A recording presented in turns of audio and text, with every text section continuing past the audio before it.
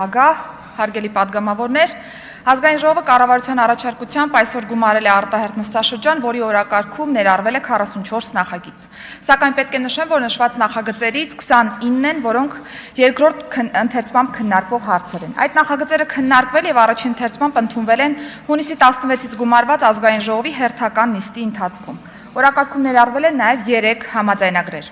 Որպես նախաձեռնողի ներկայացուցիչ կանդրադառնամ միայն այն նախագծերին, որոնք առաջարկել են քննարկել հատուկ, այն է 24 ժամյա ընթացակարգով, այսպես. Ընտրական օրենսգիր սահմանադրական օրենքում եւ հանրաքվեի մասին օրենքում վերանայումներ նախատեսող օրինագծերով ներդրվում է բնակության ցենզ ընտրությանը քվեարկությանը մասնակցելու իրավունքի իրացման համար։ Նախագծերի ընդունմամբ կապահովի ժողովրդային իշխանության իրականացման համակարգային միասնականությունը, երաշխավորելով ժողովրդավարական կառավարմանն այն քաղաքացիների մասնակցությունը, որոնց կապը պետության հետ ունի իրական բնույթ եւ բովանդակություն։ Օրակարգում ներառած Ազգային ժողովի կանոնակարգ սահմանադրական օրենքում լրացումներ եւ փոփոխություններ նախատեսող թվով 3 նախագծերը նպատակահարմար է քննարկել հիմա այն հաշվառմամբ, որ դրանցով առաջարկվող կարգավորումներն ուժի մեջ են մտնում մինչև հաջորդ Ազգային ժողովի ձևավորումը։ Դրանք են падգամավորի երթվան նոր տեքստի հաստատումը։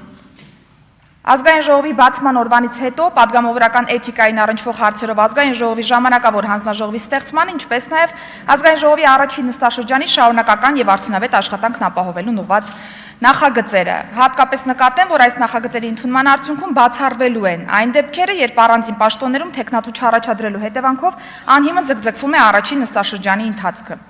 Բուսասանիտարիայի մասին օրենքում լրացումներ եւ փոփոխություններ կատարելու մասին օրենքի նախագիծը եւ կենդանիների նկատմամբ պատասխանատու վերաբերմունքի մասին օրենքում լրացումներ եւ փոփոխություններ կատարելու մասին օրենքի եւ հարակից օրենքների նախագծերի փաթեթը միտված են մարդու առողջության, շրջակա միջավայրի պահպանության, ինչպես նաեւ կենդանիների նկատմամբ պատասխանատու վերաբերմունքի ամրապնդմանը։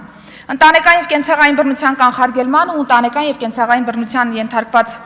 Անձանց պաշտպանության մասին օրենքում լրացումներ եւ փոփոխություններ կատարելու մասին օրենքի նախագծի ընդունմամբ հնարավոր է լինելու օր առաջ կանխել կամ առնվազն նվազեցնել բռնություն գործադրած անձի կողմից կրկին նոր բռնություն գործադրելու ռիսկը։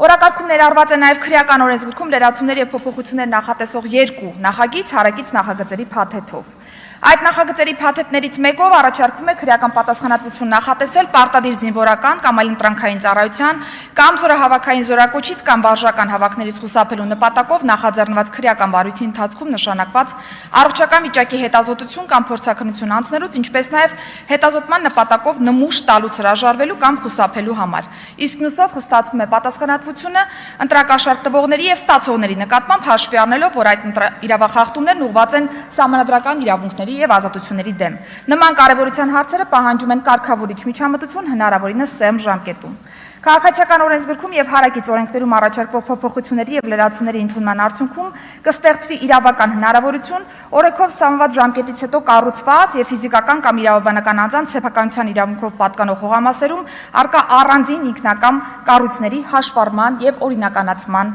համար։ Հարկային օրենսգրքում առաջարկվող փոփոխությունները կնպաստեն մասնավորապես կոնյակագործության, խաղողագործության եւ մրգային օղիների արտադրության խթանմանը։ Բացի այդ, հաշվի առնելով այն հանգամանքը, որ բարձրացվում է նաեւ ծխախոտային արտադրատեսակների ակցիզային հայկի դրույքաչափը, նախագծի արագացված կերպով ընդունմամբ կերաշխավորվի հարկային օրենսգրքի այն պահանջի ապահովումը, ըստ որի նման դրույթները կարող են ուժի մեջ մտնել այդ օրենքների ընդունման օրը ներառող հարկային տարվան հաջորդող հարկային տարվա սկզբից, բայց ոչ շուտ, քան այդ օրենքների պաշտոնական հրապարակման օրը ներառող ամսվան հաջորդող 7-րդ ամսվա սկզբից։ Օրակարգում ընդգրկված դրոշի մասին օրենքում լրացումներ նախատեսող նախագծերի ընդունմամբ կիրականացվի եւս մեկ քայլ միտված միասնական պետական խորհրդանշական միջավայրի ապահովմանը եւ պետական խորհրդանիշների նկատմամբ հարգանքի ձևավորման խթանմանը։ Միաժամանակ առաջնորդվելով Ազգային ժողովի կանոնակարգ սահմանադրական օրենքի 46-րդ հոդվածի 2-րդ մասի կարգավորումներով առաջարկում եմ արտահերթ նստաշրջանի 11-րդ, 40-րդ եւ 44-րդ հարցերը քննարկել 12-րդ հարցից հետո հաշվի առնելով, որ այդ նախագծերի քննարկման համար եւս առաջարկվել է 24 ժամյա ընթացակարգ։ Այսքանը, շնորհակալ եմ։ Շնորհակալություն հարցերի համար հերթագրում։